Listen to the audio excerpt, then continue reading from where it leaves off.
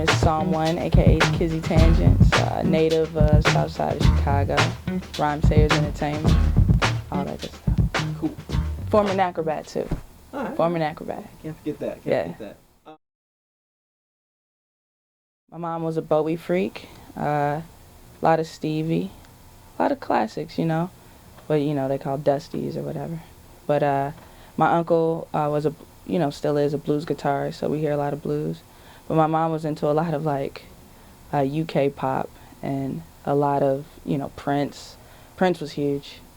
So yeah, Prince, Bowie, some Run DMC. She bought Run DMC. Okay. So when that was pretty cool too.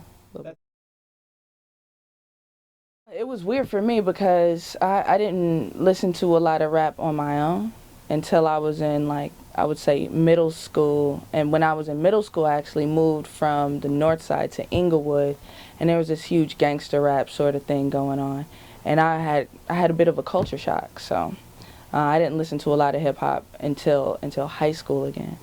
And then when I was a sophomore, it was like The Tribe, Fushnikins, even Busta, but there was like this, resurgence, I'd say, like going into the golden age, we all call it, of hip hop. And that's when it snagged me, when I started like, man, I want to rap, even as a fun thing to do. It sort of caught me as that, because I was always like a weird poet type, writing weird cryptic poems and stuff. So yeah, there was this kid named Busy who just didn't want to rap. He didn't think there was any money in it. But he was cold. He was so cold. And I remember it was just a big deal when he actually retired. He's like one of the first rappers I ever heard of retiring, actually staying retired. But he retired, and it was a big deal. Shouts to Busy, wherever you are. Like, I hope you're still rapping somewhere, but he was cold. A friend of mine named Colin had a friend, his name was Catalyst, and he lived in Gary. And I just remember he told me, oh, yo, this guy's making beats. And I was running with a crew, shouts to PDX, and we were making a bunch of songs. And it was just one of those things where we were like, someone's actually making these like original beats, so we gotta go, and like we've been rapping, we want to get on them. Like, I definitely had the bug and like wanted to hear what I sounded like, because I think everyone had tried the whole plug the earphones into the mic jack in the back of your boombox and just rap into the headphones.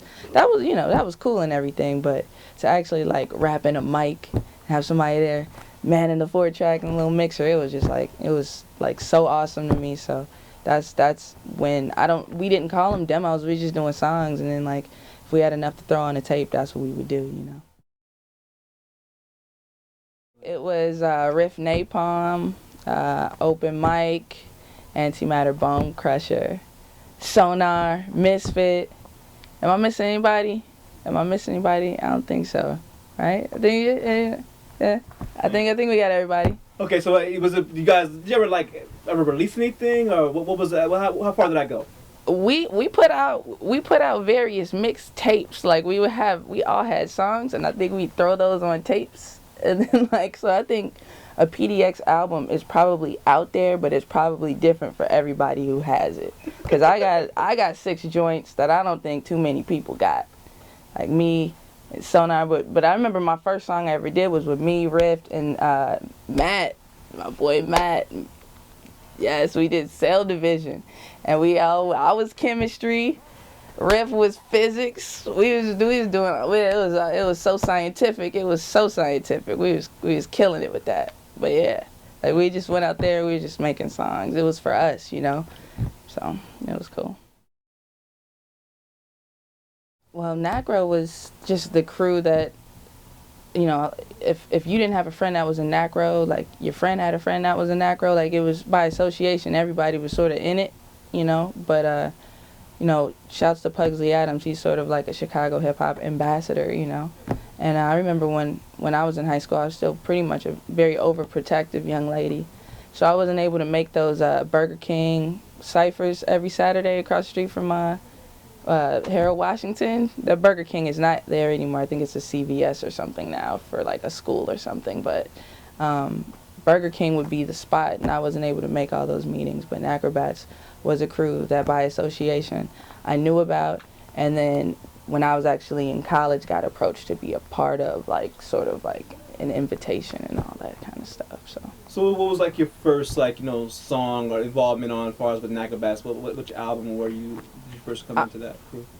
I shouts to the point. I was always around the point when everybody was rapping, but I just had a little EP I did, my first project, and it had a song on it called Simply Beautiful, and Pugsley Adams heard that song and wanted it for the Network of Stars album, so he put it on there like sort of a last minute thing, and I mean, big ups to him because he heard something, and a lot of people ended up really liking that joint. It was like if you're a fan of Psalm 1, it's a very definitive, young, thirsty Psalm 1 song. So it did a lot for my involvement in like Chicago hip hop as somebody who was just not around, but somebody who was actually an active participant.